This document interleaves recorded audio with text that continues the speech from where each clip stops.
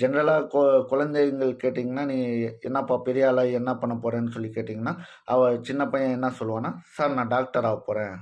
நான் டாக்டர் ஆகப் போறேன்." ஆனா உண்மையா அவன் டாக்டர் ஆகுறான்னா? இல்ல. அவனோட ஃபீல்டு என்ன ஆகுது? போக போக போக அவனோட ஆம்பிஷன் மாறுது. அஸ்ஸலாமு அலைக்கும் வரஹ்மத்துல்லாஹி வபரகாத்துஹு. ஹலோ ஸ்டூடண்ட்ஸ், நீட் எக்ஸாம்க்கான நோட்டிஃபிகேஷன் வெளியே வந்திருக்கு. இந்த நீட் எக்ஸாம் என்னன்னு சொல்லி பார்த்தோம்னா, national eligibility come entrance test. ஜென்ரலாக ஸ்டூடெண்ட்ஸ் கிட்ட என்ன மைண்ட் செட் இருக்குன்னா, நான் டாக்டர் ஆகணும்னு நினச்சா மட்டும்தான் இந்த நீட் எக்ஸாம் எழுதணும், மற்றபடி நம்ம எழுத தேவையில்லை, அந்த மாதிரி இருக்குது. ஆக்சுவலாக அந்த மாதிரி கிடையவே கிடையாது. நீட் எக்ஸாம் நீங்கள் எழுதினீங்கன்னா 20க்கு மேற்பட்ட கோர்சஸில் என்ன பண்ண முடியும்? ஜாயின் பண்ண முடியும். வெறும் எம்பிபிஎஸ் மட்டும் நீட் கிடையாது. பியூஎம்எஸ், பிஏஎம்எஸ், பிஎஸ்எம்எஸ் இந்த மாதிரி கோர்சஸ் கூட நீட்டு நீங்கள் கட் ஆஃப் நீட்டோட மார்க்ஸை வச்சு ஜாயின் பண்ண முடியும். அதே மாதிரி இந்த வருஷத்துலேருந்து பேராமெடிக்கல் கோர்சஸ் கூட என்ன நீட் மேண்டேட்டரின்னு சொல்லி எடுத்துன்னு வந்திருக்கிறாங்க. அதாவது BSc nursing, BSc radiology, BSc operation technology இந்த மாதிரி நிறைய கோர்சஸ்க்கு பிஃபார்ம் கூட இப்போ என்ன பண்ணிட்டாங்க, நீட்டு மேண்டேட்டரின்னு சொல்லி எடுத்துன்னு வந்துட்டாங்க. அதனால் நீட் எக்ஸாம் கம்பல்சரியாக எழுதுங்க. ஜேஇஏ கம்பேர் பண்ணும்போது நீட் எக்ஸாம் லிட்டில் பிட் ரொம்ப ஈஸி தான். 180 கொஸ்டின்ஸ் வரும் நீட் எக்ஸாம்ஸில்.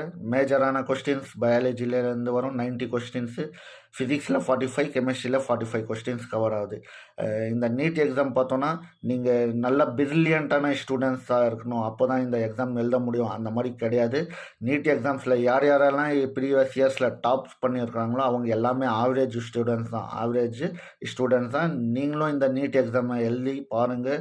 இதில் நீங்கள் ஒன்ஸு நீங்கள் இந்த எக்ஸாம்ஸில் ஒரு ஆவரேஜான கட் ஆஃப் வந்தால் கூட, எம்பிபிஎஸ் இல்லைனா கூட ஈஸியாக என்ன பண்ண முடியும்? பியூஎம்எஸில் ஜாயின் பண்ண முடியும். பிஎஸ்ங்க நீங்கள் இப்போவே மைண்ட் செட் பண்ணிக்காதீங்க, நீட்டுன்றது டஃப்பான எக்ஸாமு, ஜேஇ டஃப்பான எக்ஸாமு, எங்களால் கிராக் பண்ண முடியாது, அந்த மாதிரியெல்லாம் ஒன்றும் கிடையாது.